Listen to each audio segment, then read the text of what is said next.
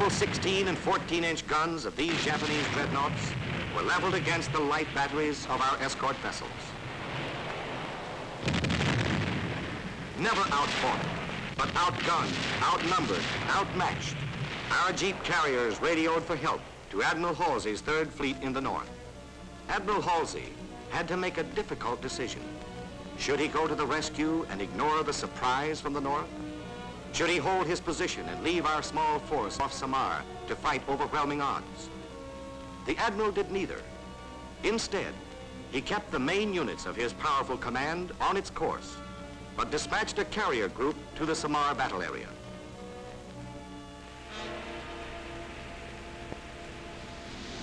Facing the murderous barrage of the Jap heavyweights at point-blank range, these little ships, fighting a desperate battle for time, used everything in the book to stay afloat and never stopped firing until the sea closed over 4 of them.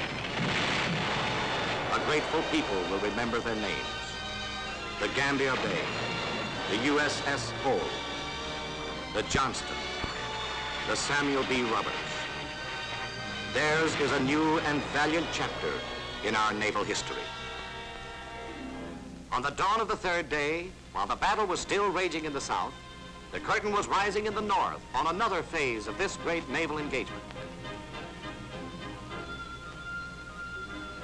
Sweeping down from Japanese home waters came this third great enemy force, supported by waves of land-based bombers, dedicated to the imperial mission of striking the finishing blow for Hirohito. The Japs were flinging on the board of war their highest stakes, their future as a naval power.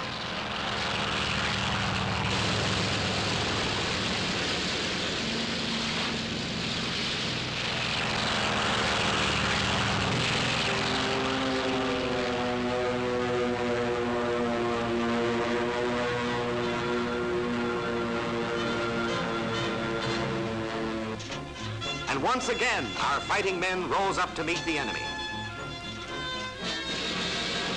Even the men of the sunken Princeton fought on from other decks.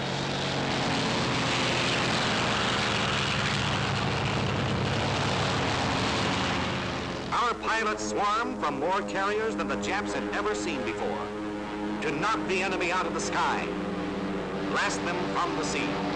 Below them was the Japanese fleet.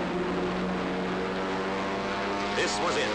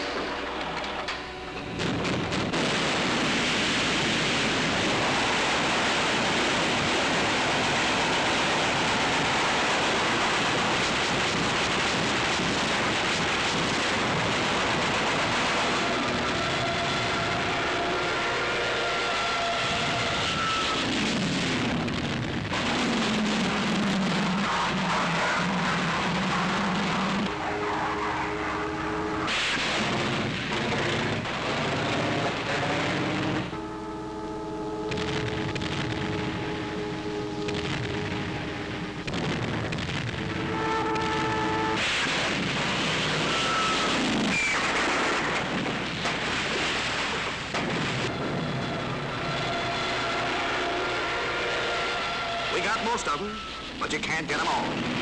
Sometimes we had to fight fire and Japs at the same time.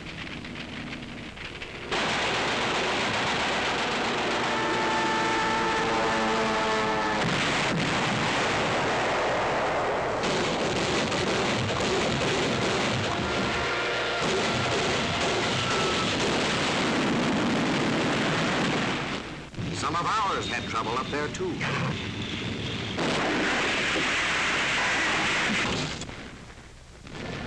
But for every one they crippled, more were taking off.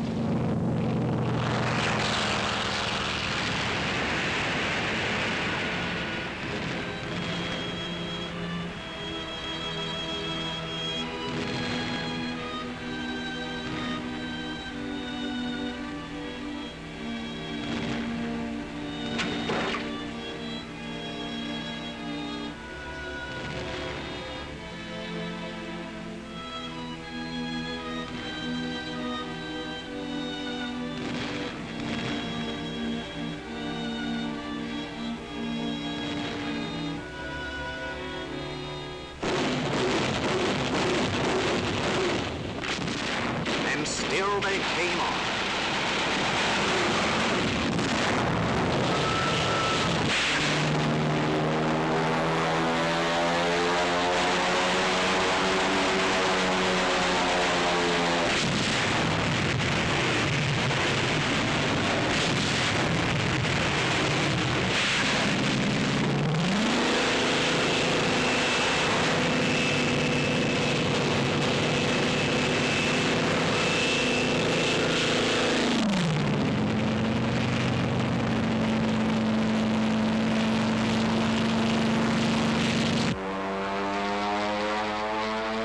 Japs zigzagged crazily, but there was no place in the Philippine Sea this day where they could hide from the most devastating attack ever launched in the Pacific.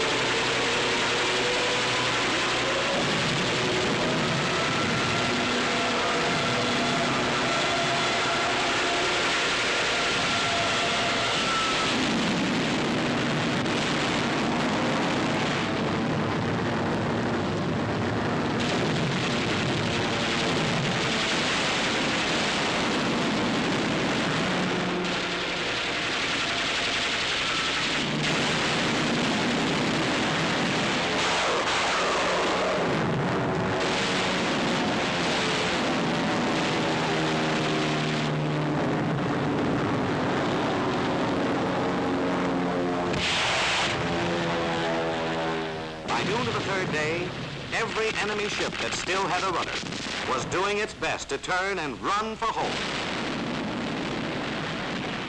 For even while thousands of Japs were being fished out of the very waters they had considered their own private sea, our fleet was hunting down the remnants of 3 Imperial forces. And as night fell on the last day of battle, this was all that would ever be seen of 24 Japanese warships and 400 enemy planes. 35 more warships were sinking or straggling home.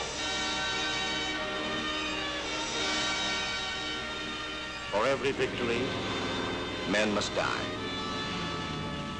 It was battle-smashed planes like these that told the story of that victory eloquently. For here in this plane, damaged beyond repair, an American airman died at his battle station. His shipmates felt it fitting that he be buried this way. For now, let him be nameless. Let him be all the sons of America who have died for our cause. Let his death make that cause all the more precious to us, the living.